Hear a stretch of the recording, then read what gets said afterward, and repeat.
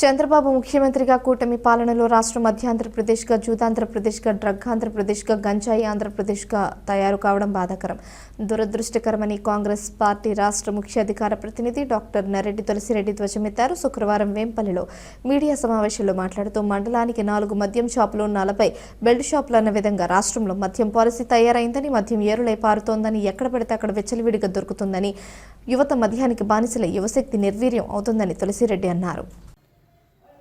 చంద్రబాబు నాయుడు గారు ముఖ్యమంత్రిగా కూటమి పాలనలో రాష్ట్రం మధ్యాంధ్రప్రదేశ్గా, జూదాంధ్రప్రదేశ్గా, డ్రగ్ ఆంధ్రప్రదేశ్గా, గంజాయి ఆంధ్రప్రదేశ్గా మారిపోవడం చాలా బాధాకరం, చాలా దురదృష్టకరం, శోచనీయం.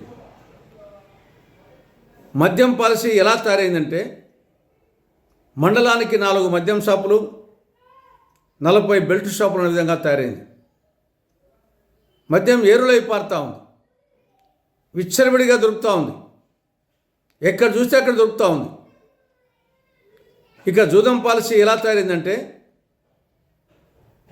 3 జోకర్లు, 6 కలావర్లు అన్న విధంగా జూదం తయారైపోయింది. హై స్కూళ్ళలో సైతం డ్రగ్స్, గంజాయి దుష్ట సంస్కృతి ప్రవేశించింది. ఈ సంవత్సరం మకర సంక్రాంతి పండుగ సందర్భంగా ఈ యొక్క మద్యము, జూదము ఇవి వెరితలలు వేశాయి.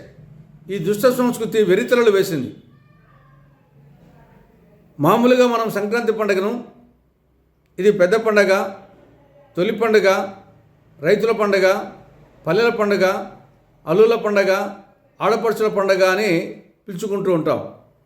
కానీ ఈ సంవత్సరం ఆ పేర్లు మారిపోయినాయి. సంక్రాంతి పండుగ కాస్త జూదగాళ్ళ పండుగ, త్రాగుబోతుల పండుగ అనే విధంగా తయారైపోయింది.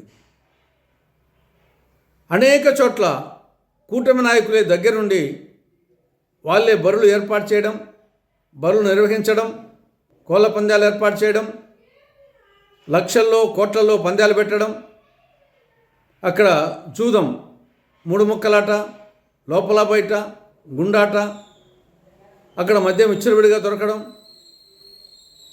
మొత్తం ఈ దుష్ట సంస్కృతి విచ్చలవిడి అయిపోయింది. సంవత్సరం కూటమి నాయకుల ఆధ్వర్యంలో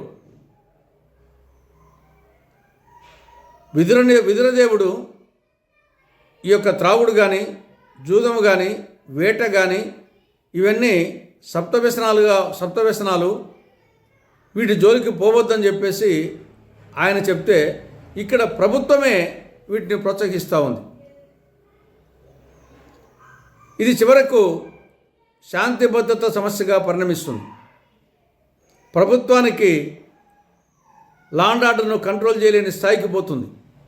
కాబట్టి ఇప్పటికైనా రాష్ట్ర ప్రభుత్వము పునరాలోచించి భవిష్యత్తులో ఇటువంటి సంఘటనలను ప్రోత్సహించకుండా, ఇటువంటి పునరావృతం కాకుండా చూసుకోవాల్సిన అవసరం ఎంతైనా ఉంది.